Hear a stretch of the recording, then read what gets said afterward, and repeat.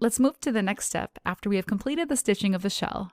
In this lesson, we continue stitching the lining patterns. We also prepare the lining patterns for vent construction. To start, let's stitch the lining patterns. We enable Use in 3D for the lining and facing patterns. We need to hide the shell patterns from the 3D window, so we select the patterns and uncheck Use in 3D in the context view. We go to the Prepare mode before we start stitching. This would be a good time to pause the video and remind yourself about the design details of the lining and facing. We need to adjust the patterns along the way. As mentioned in the previous lesson, you can also do the adjustments in your 2D CAD system before importing the patterns into VStitcher.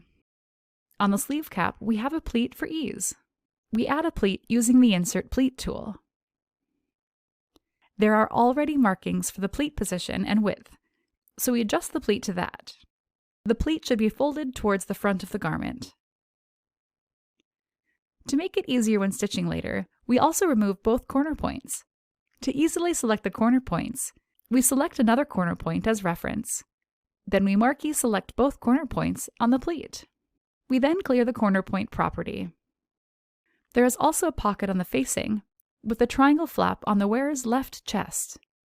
The triangular pocket flap is already available, but the welt patterns were not created, so we'll create them. We need to add a rectangle that is 14.15 centimeters by 0.5 centimeters. Then we clone it to create the bottom piece. Next, we select both patterns and create X symmetry for the other side. On the wearer's right, we can remove the triangular flap internal line if we want. Now we need to arrange the welt patterns into the torso cluster and ensure that they are in the same cluster as the lining and facing patterns. For the welt patterns, we adjust the 3D layer for the patterns to 1. The triangle flap needs to be adjusted to layer 0, since it's the closest pattern to the avatar. Pause the video here if you need more time to finish the preceding steps.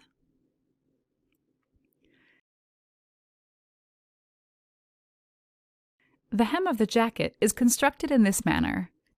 The shell patterns are folded in 1.5 centimeters up, and the lining hem is folded 0.5 centimeters up and stitched to the hem of the shell.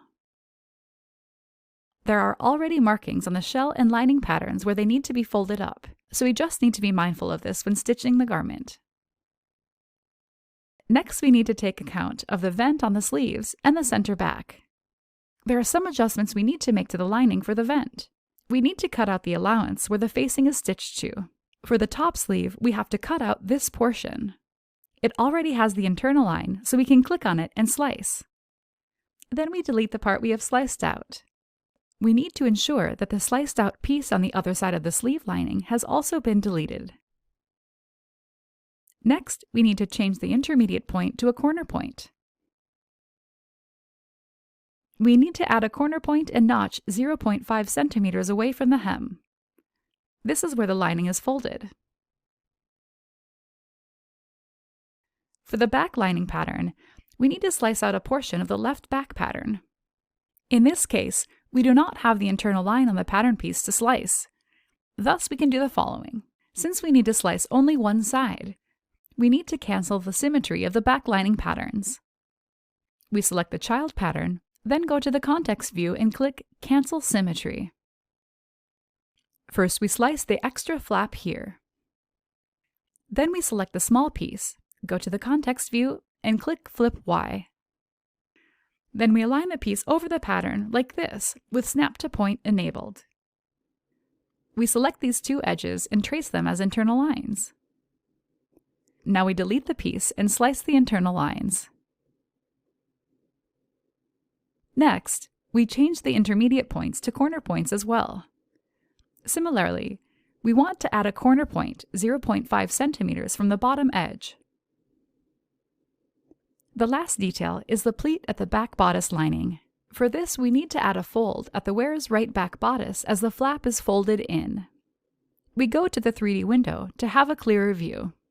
We hide the avatar and navigate to this view. The pattern is going to be folded this way. To avoid confusion, we hover our cursor over the patterns and look at the 3D window to see which pattern is highlighted. We need to fold this pattern here. We select the internal line on the pattern, go to the context view, and under Line Properties, select Fold. We adjust the fold directions as needed, and adjust the fold type to sharp.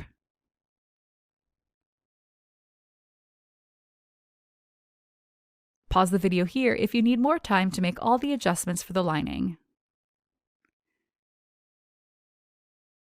Now we are ready to stitch the lining. Pause the video here to attempt to stitch the lining together, leaving out the vent. Or you can continue watching and stitch as we go.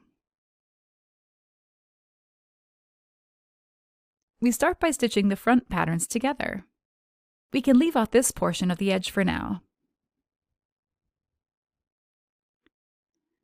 This edge is stitched to the neckband, so we can leave it out for now.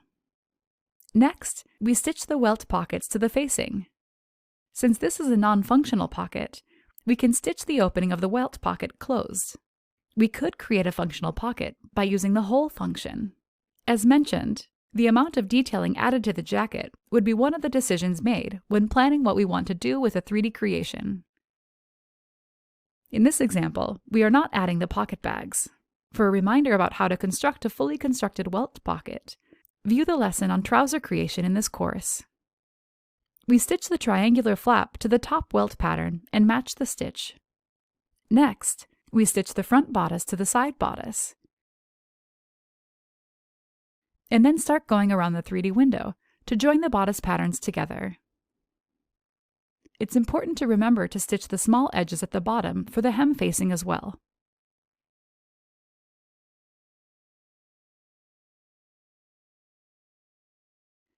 Then we stitch the shoulder seams. For the center back, we stitch these two edges together. On the piece that is folded, we stitch the edge of the top flap to the neckline and adjust the stitches. Then we stitch the top edges of the flaps together.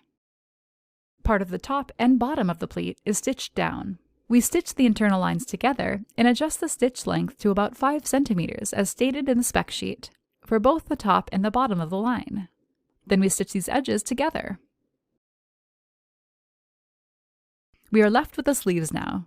Similar to the shell, we can change the notch points on the armhole and sleeve cap to corner points.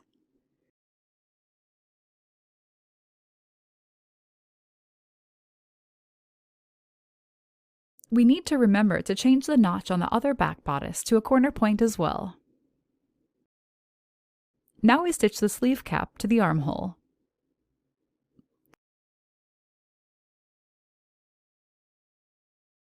Next, we stitch the top sleeve to the bottom sleeve, leaving out the vent.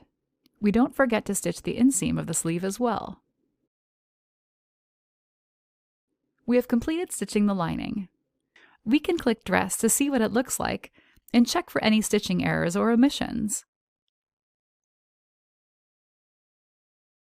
This looks great. Save your file and head over to the next lesson to learn how to join the lining to the main shell.